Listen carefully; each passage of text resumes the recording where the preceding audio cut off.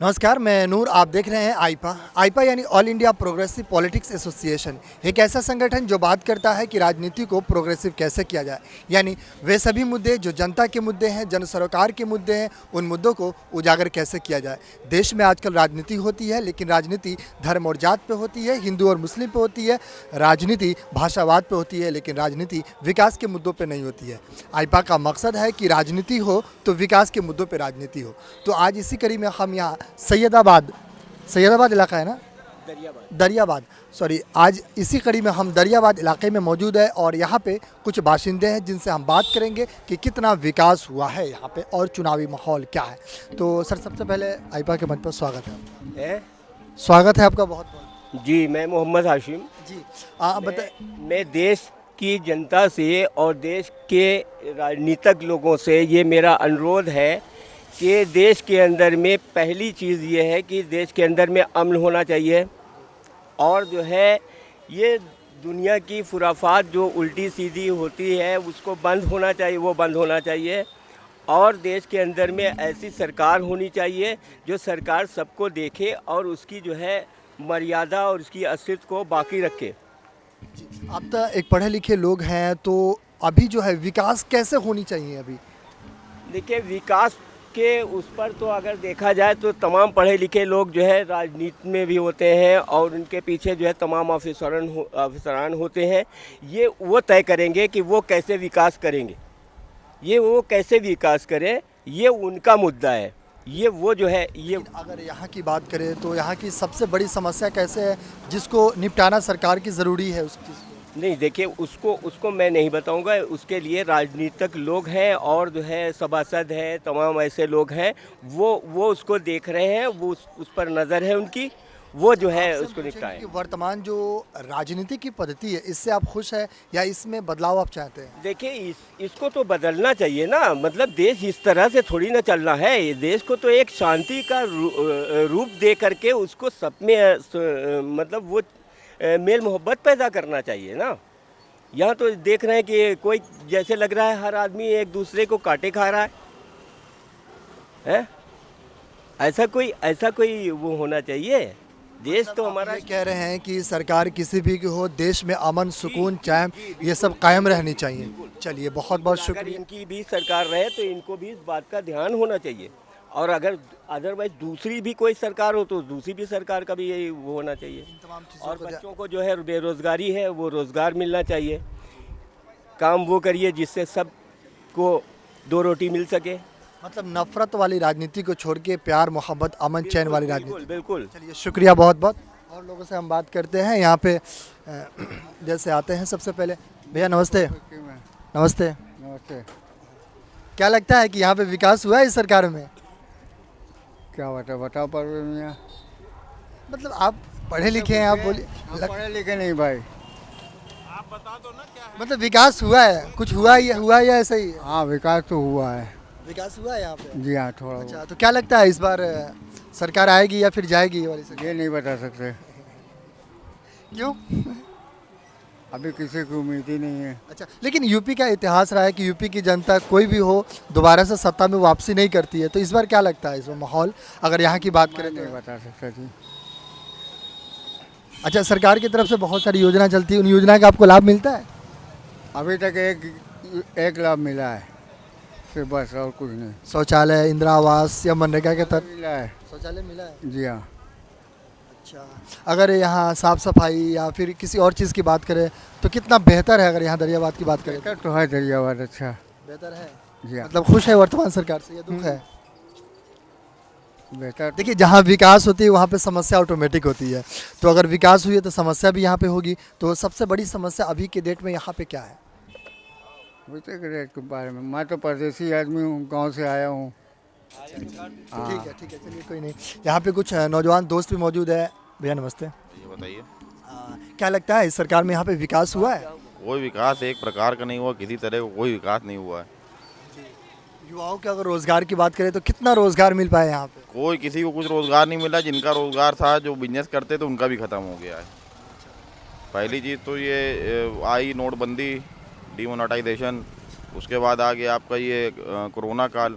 Corona काल में जो सरकार से सुख सुविधा मिलनी थी वो भी किसी को नहीं मिली।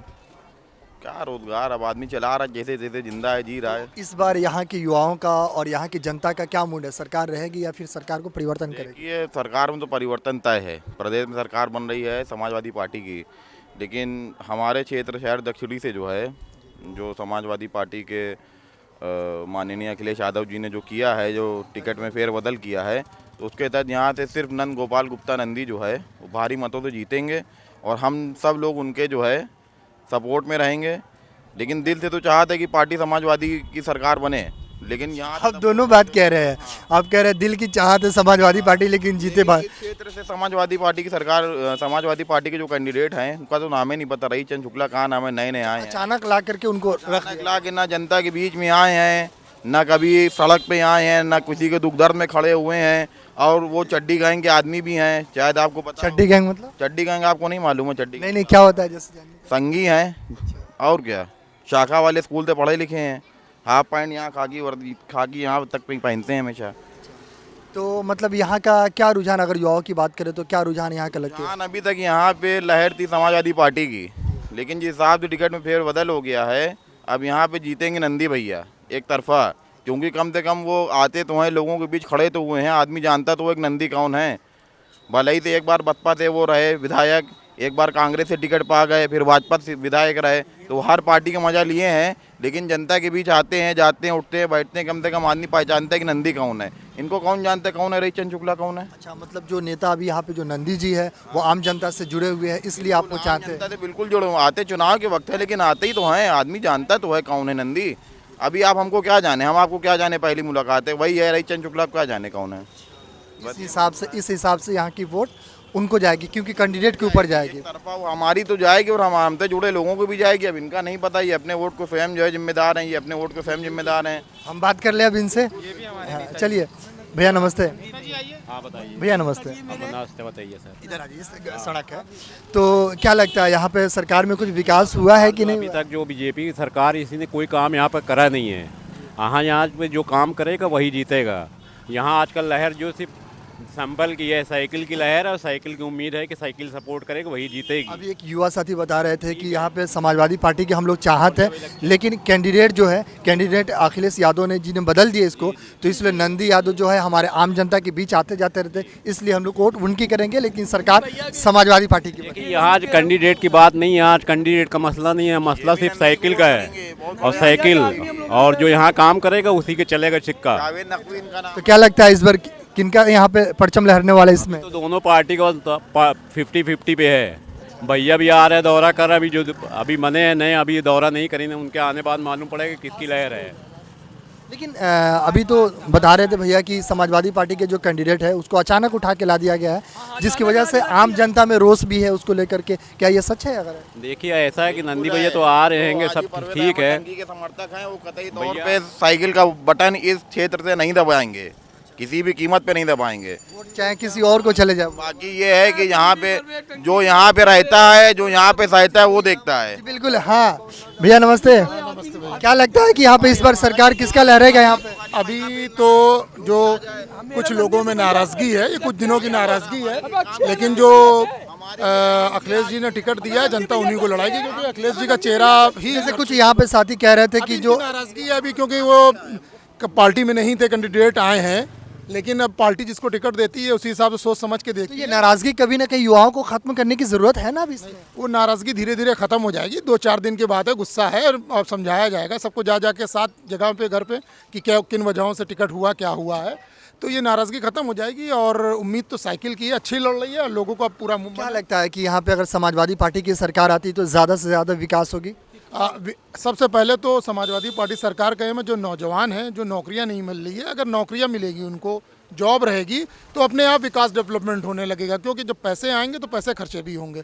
तो समाजवादी पार्टी का जो एम ये है कि नौजवानों को रोज़गार दें। जो आजकल बेरोज़गारी हो गई है, मारामारी चल रही है, कोरोना की वजह से हालात कितने ख़राब हो गए हैं, तो उसको पहले मैनेज किया जाए, फिर आगे जैसा होगा वैसा क्या बोलते हैं लिया जाएगा। और काफ़ी बदलाव किया है इस बार, और टीम भी अच्छी लगी है अखिलेश जी राष्ट्रीय अध्यक्ष जी के साथ में, तो कई चीज़ों पे सरकार आने के ऊपर काम होगा। विकास के मुद्दे पे तो ऑलरेडी काम किया ही था, मेट्रो हो चाहे क्या बोलते हैं। मतलब कुल मिला के अगर बात करें तो समाजवादी पार्टी के सरकार में सबसे ज़्यादा विकास होगी इस क्षेत्र में और उत्तर प्रदेश में। समाजवादी पार्टी अब की बार अगर आती है तो रोज़गार भी होगा, विकास भी होगा, क्राइम भी एकदम कम होगा, क्योंकि बहुत अच्छी टीम जो काम कर रही है। और पूरे प्रदेश के अंदर जिस तरह से मैसेज गया है लास्ट 5 साल में कुछ न हुआ नहीं ना, ऑलरेडी पूरा लोग कोरोना में यहाँ गंगा में लाश बहती रही, आपने खुद देखा होगा यहाँ इलाहाबाद के अंदर।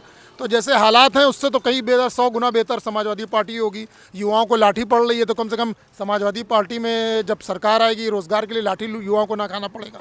हम लोग शिक्षा मित्र को क्या बोलते हैं परमानेंट करेंगे, जैसे परमानेंट पहले किया था, नई भर्तियाँ निकाल। आपका नाम बातों बातों में भूलना पूछ ही गया, क्या नाम? मेरा नाम है अब्बास नकवी। अच्छा, नकवी जी।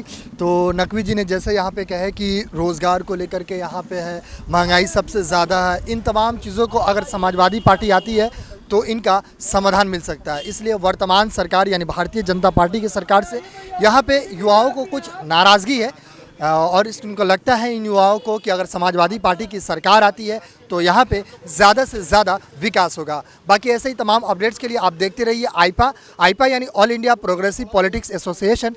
मैं नूर, कैमरा पर्सन बिंदेश्वर के साथ में दरियाबाद में।